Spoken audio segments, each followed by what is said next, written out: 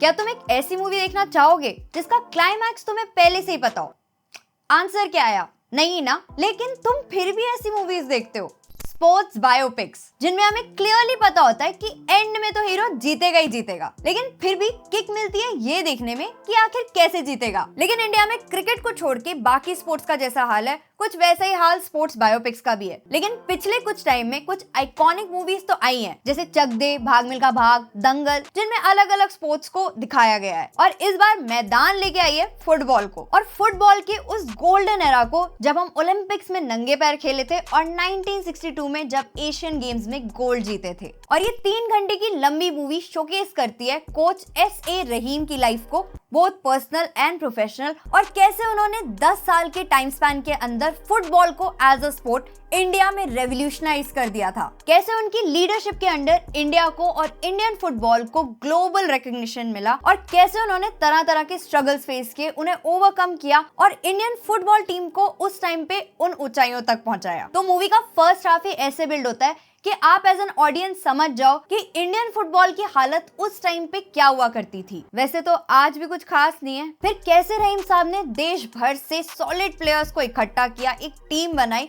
और कैसे 10 साल स्ट्रगल किया, वो ये मूवी कैप्चर करती है। लेकिन जितना टाइम स्टोरी को बिल्ड करने में लगता है, उससे फर्स्ट हाफ थोड़ा सा स्लो हो जाता है, और वो मूवी का एक माइनस पॉइंट भी है। तो फर्स्ट हाफ थोड़ा सा पार्ट्स में काम करता है। जब जब भी आपका कोई गेम का सीक्वेंस आता है तो आप एकदम इनग्रॉस हो जाओगे, लेकिन कहीं कहीं पे सीन्स थोड़े अननेसेसरी भी लगते हैं, तो वहां पे थोड़ी सी एडिटिंग हो सकती थी, वो थोड़ी सी मिस आउट लगती है। लेकिन एक और चीज जो मुझे थोड़ी सी मिसिंग लगी, वो था अजय सर का फर्स्ट हाफ का परफॉर्मेंस, जिसमें वो ज्यादा इमोट नहीं करते, ज्यादा अपने एक्सप्रेशंस नहीं बाहर लेके आते। और साथ ही साथ गजराज राव का कैरेक्टर, जो मुझे स्टार्टिंग में लग रहा था कि ये कैरेक्टर तो हर स्पोर्ट्स फिल्म का टिपिकल कैरेक्टर जैसा ही होने वाला है, लेकिन इंटरवल के बाद तो दोनों चीजें ही पलट गई। सेकेंड हाफ में जो अजय सर का इम्पैक्टफुल परफॉर्मेंस निकल के आता है, वो आपका पूरा अटेंशन डिजर्व करते हैं। इवन सेकेंड हाफ में एक मोटिवेशनल स्पीच भी है, लेकिन उसको चक दे से बिल्कुल भी कंपेयर मत करना, क्योंकि यहाँ इमोशंस बिल्कुल डिफरेंट है। ये एक ऑल टुगेदर एक डिफरेंट मूवी है, और ये बिना कंपैरिजन के ही अपने आप में अच्छी है।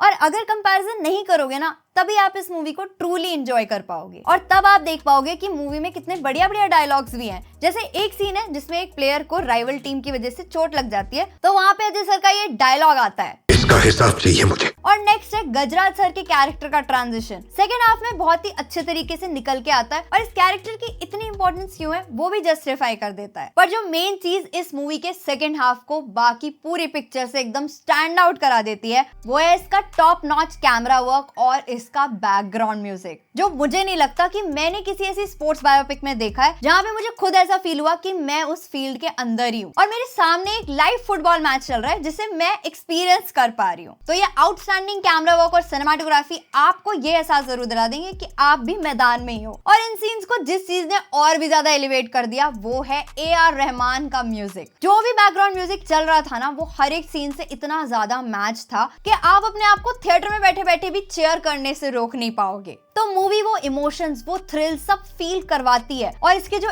एंड क्रेडिट सीन थे ना, मैं रिवील नहीं करूंगी कि एक्चुअल में क्या थे, लेकिन वो जो भी थे, वो इतने ज्यादा सेंटिमेंटली आपको एक फील गुड फैक्टर देते हैं कि आप वो लंबा सा फर्स्ट हाफ भूल जाते हो। और इन 2 मेजर एक्टर्स के अलावा भी एक्ट्रेस प्रियामणि का कैरेक्टर भी बहुत सही था। उनका कैरेक्टर ही उन्होंने बहुत एफर्टलेसली प्ले किया है, तो कहीं पे भी ऐसा नहीं लगता कि उनका परफॉर्मेंस कहीं ओवर जा रहा है या अंडर जा रहा है। और मूवी की राइटिंग और स्क्रीन प्ले भी ऐसा है कि आपको पता है कि हाँ आगे क्या क्या हो सकता है, लेकिन फिर भी एक इंट्रीग फैक्टर रहता है कि हाँ आगे एक्चुअल में क्या होगा और कैसे होगा। तो ओवरऑल मैदान मुझे तो एक एक्साइटिंग स्पोर्ट्स ड्रामा मूवी लगी, जो आपको वो एक्साइटमेंट भी देती है, गेम में इंटरेस्ट भी बनाती है, चाहे आप उस गेम के बारे में जानते हो या नहीं जानते हो, और एट द एंड आपको एक फील गुड फैक्टर के साथ पैसा वसूल वाली फीलिंग भी देती है। तो अगर स्पोर्ट्स में इंटरेस्ट रखते हो, या अगर ये जानना चाहते हो कि कैसे एक इंसान की स्ट्रगल और मेहनत की वजह से हमने इतनी बड़ी अचीवमेंट पाई थी, और अगर प्राउड फील करते हो कि हाँ भले ही दुनिया में रोनाल्डो और मेसी जैसे प्लेयर्स हैं, लेकिन इंडिया के पास भी सुनील छेत्री और बैचिंग भूटिया जैसे प्लेयर्स हैं, तो आप ये मूवी चाहे तो अकेले,